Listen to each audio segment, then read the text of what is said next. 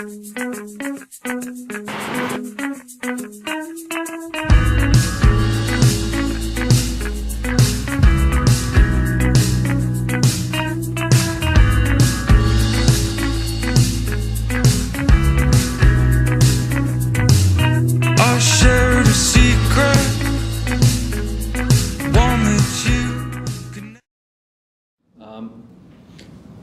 originally came from South Africa, so politics has always been an interest to me. I mean, when I was in South Africa, apartheid was a big thing, and you talk about huge questions there. People being able to live where they want to live, people being able to vote, people being able to have certain jobs. I mean, they were huge issues. So I was quite active in politics in South Africa, working for assisting the then official opposition, which ironically under a different name is still the official opposition in South Africa now.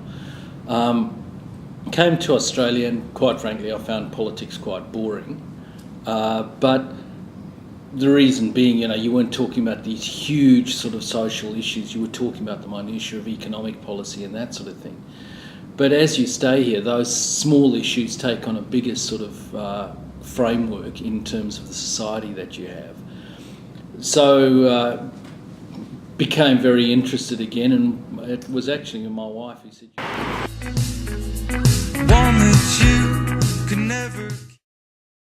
as I said, in South Africa, very much aware of politics there. My father was very interested in politics as well. I remember being chastised at the age of 8 for not knowing that the US president was President Nixon. So I guess some of that grounding came from my parents, and particularly my father in that regard.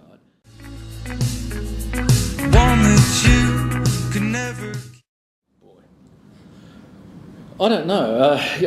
I mean, there are a lot. I mean, I've driven, very much driven, the whole carbon dioxide policy in Australia. I've been one of the major drivers with that. I've also pushed very hard as far as nuclear power is concerned.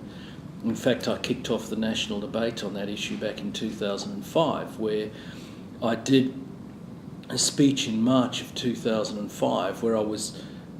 If you read the speech now, it actually looks comparatively tame. But at the time, I had, a senior minister saying to me, for God's sake, don't mention the N-word, and the whole speech was the N-word. But what it did was it kicked off a national debate on energy. So those sorts of things, some of the defence stuff, the Joint Strike Fighter, for example, I've been very concerned about for a long time, since 2005. How you just breathe out to everyone that you ever meet. And when I heard it secondhand, so aspects. I mean, one of the strong drivers I'm going to be pushing in this term is science policy, and particularly with regard to education, where science, technology, engineering and mathematics, the so-called STEM subjects, are very much underrepresented today in both schools and at university. And it's not putting too fine a point on it to say that science is in crisis. and how you just breathe out to every... I've got something unique to offer because of my background, and that is in those sort of technical areas. The other thing that it gives me is I guess you could say, a different mode of thinking to most politicians. Most politicians come from arts and humanities type backgrounds where there's a different way of thinking. For instance, for me as a scientist, particularly in the so-called hard sciences, I mean, data analysis, trend analysis, all of that sort of thing is bread and butter and second nature. So sometimes you can see trends in data or trends in events which other people can't see because their training is different. So, their training gives them strength in other areas where I don't have strengths, and so that's one of the benefits of having what John Howard used to refer to as being a broad church in terms of the membership of your party. How you just breathe out to every... Ultimately, everything's about family.